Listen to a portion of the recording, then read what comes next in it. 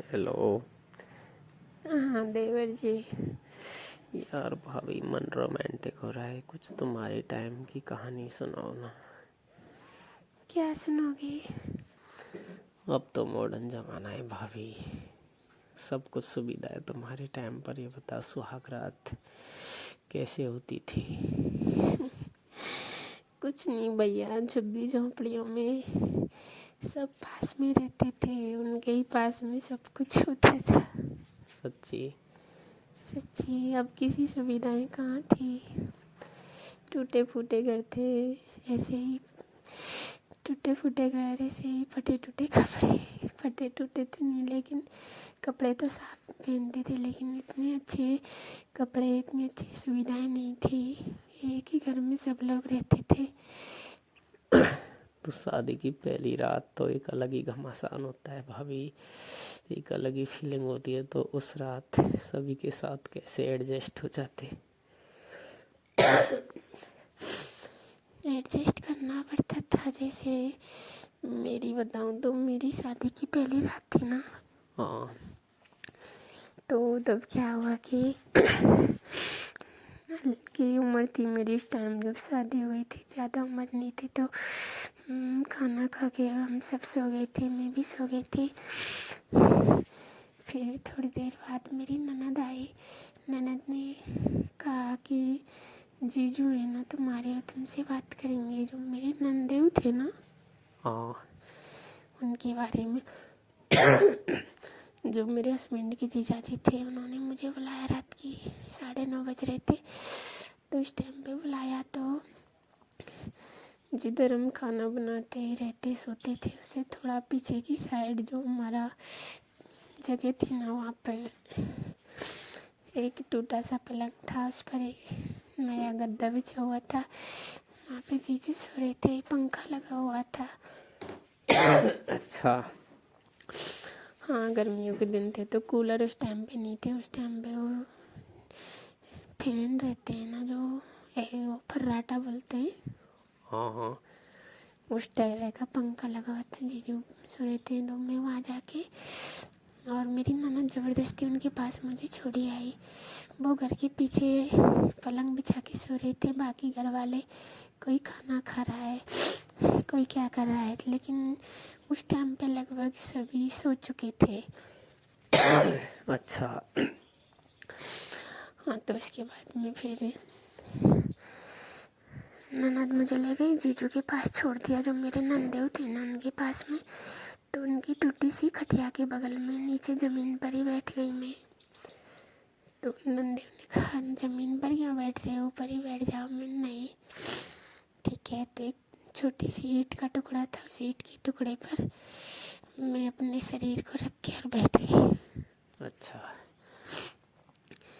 तो फिर उन्होंने कहा कैसा लगा तुम्हारे ससुराल का घर?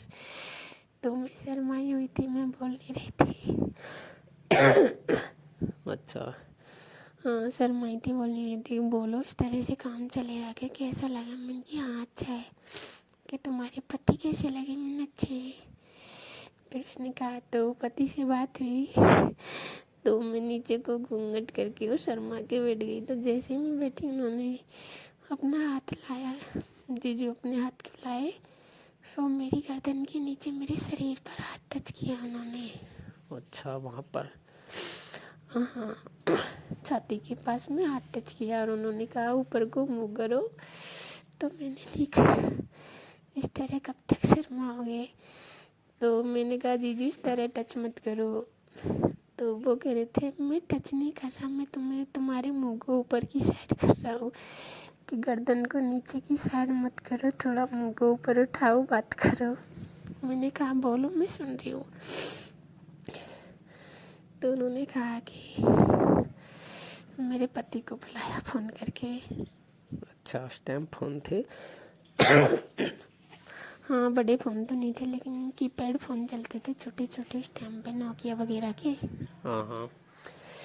तो मेरे पति को बुलाया और पति को बगल में बैठा लिया। फिर उन्होंने कहा यार शादी हुई है, आज पहली रात है, तुम दोनों एक दूसरे के साथ नहीं हो तो धिक्कार है तुम्हें। तो मैं शर्म के मारे नीचे को घुट करके बैठी हुई थी। समय दुल्हन का श्रृंगार मैंने पहना हुआ था, तो वैसे भी मैं बहुत खूबसूरत लग रही थी। तो जीजू बार बार अपने होठों पर जीभ फेर फेर के इस चीज़ का वो मुझे एहसास करा रही थी कि मैं जीजू को बहुत पसंद हूँ। अच्छा। हाँ, उसके बाद में थोड़ी देर बात हुई, मंथन हुई, काफ़ी सारी बातें समझाई। धीरे धीरे जीजू मुझे एक बगल वाले कमरे में ले गए। वहाँ पे ननद बैठी थी। कमरा भी नहीं था, एक ऐसे ही झोपड़ी थी। उसके चारों ओर, झोपड़ी के चारों ओर वो इस तरह का घास वगैरह का कोई वो लगा हुआ था, सपोर्ट दीवार की तरह, जिससे कुछ दिखता नहीं था। अच्छा। हाँ, वो झोपड़ी कुल मिला के चारों ओर से बंद थी। बस एक थोड़ा सा दरवाजा सा था, उसमें गई घुसे हम अंदर एक और टूटा सा पलंग जिस पे पुराने बिस्तर थे। ननद आराम से सो रही थी। ननद के पैरों को फैला के सो रही थी, एकदम हॉट सी लग रही थी। अच्छा। हाँ, जीजू ने कहा भाई खड़ी हो, तो तुरंत खड़ी होके और फिर वो अपने हमारे घर की तरफ आ गई। फिर मेरे जीजू और मेरे हस्बैंड। क्या हो गया? कुछ नहीं, बताओ। हाँ बताओ आगे। उसके बाद में कुछ नहीं, मेरे जीजू से कहने लगे कि शादी की पहली रात है, ये रात यादगार होनी चाहिए, कुछ होना चाहिए। मैं बस दिमाग खराब, मैं जा रही हूँ, मैं रोने लग गई कि पागल हो तुम, रो क्यों रही हो, मुझे नहीं रहना इनके पास में, मैं जा रही हूँ, मैं घर सोऊंगी सबके साथ में। अच्छा। हाँ, फिर कुछ नहीं, जीजू ने थोड़ा समझाया, मुझे समझा के और बैठा दिया। फिर बाद में मैं मेरे हस्बैंड के पास रुक गई और जीजू बाहर चले गए। उस टूटी सी झोंपड़ी के अंदर टूटा सा खटोला, उस पर मेरे हस्बैंड ने मुझे पटक दिया। अच्छा। हाँ, थोड़ी देर ऐसे ही मस्ती की, कुछ प्यार भरी बातें, कुछ रोमांटिक सीन हुए हमारे बीच में। मैं बहुत ही शर्माई हुई थी, कच्ची उम्र थी, बहुत ही घबराई हुई थी। बट जो भी हो रहा था मुझे सब कुछ अजीब सा लग रहा था, क्योंकि लाइफ में पहली बार मेरे साथ ये हुआ था। अच्छा। हाँ, जीजू ने मेरे हस्बैंड को सारे तरीके पहले समझा दिए थे कि वहाँ पे क्या क्या करना है। अच्छा। हाँ, फिर उसके बाद में बातें करते रहे, बातों में बस मेरा दिमाग खराब करते रहे। धीरे धीरे उन्होंने ज़बरदस्ती मुझे रोमांटिक मोड में ला दिया। उसके बाद उन्होंने प्यार किया तो बस मैं तो वही परेशानी मुझे थोड़ी बहुत आई थी। तो जैसे वो प्यार शुरू किया उन्होंने, मुझे परेशानी आई तो मैं ज़ोर से चिल्लाई, अच्छा। तो बाबू से पटक के क्यों पलंग तोड़ रहे हो। फिर कुछ नहीं, उन्होंने मुझे छोड़ दिया। अच्छा। जैसे उन्होंने छोड़ा, उधर से ननद आई। ननद ने कहा, मुझे बुलाया और मेरी ननद ने मेरे हस्बैंड को बाहर भेजा। फिर मुझसे लड़ रही थी, इस तरह क्यों चिल्ला रही है, बाहर सब सुन रहे।